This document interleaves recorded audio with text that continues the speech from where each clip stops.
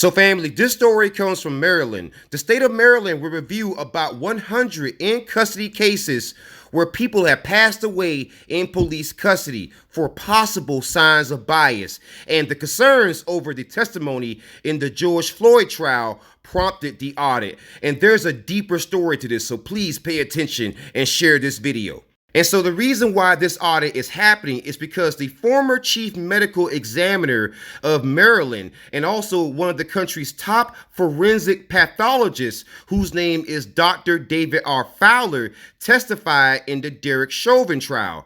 Whereas many people said that he appeared to be showing some bias in favor of Derek Chauvin over George Floyd. And if you remember the George Floyd trial, David Fowler was the forensic pathologist and the former chief medical examiner from Maryland who testified on the stand that George Floyd somehow passed away, not from Derek Chauvin putting a knee in the back of his neck. No.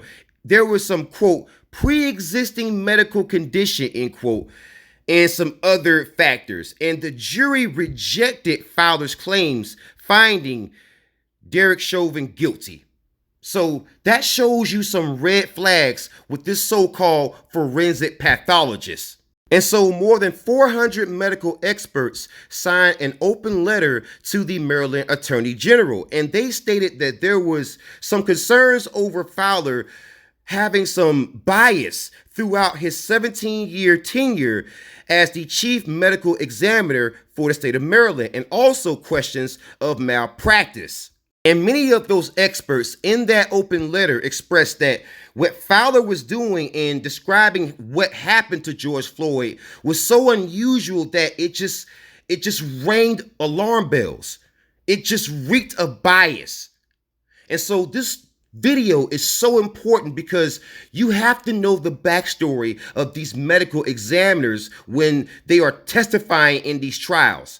Because as you can see, that could be a big problem. Had the jury listened to this man, because he was saying, hey, I'm an expert, and he spent 17 years as the chief medical examiner for a U.S. state. So his word has a lot of weight.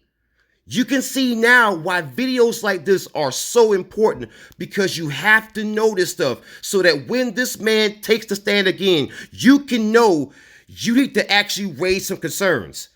Because if the medical experts are saying he has bias, I'm more inclined to listen, especially over 400 of them.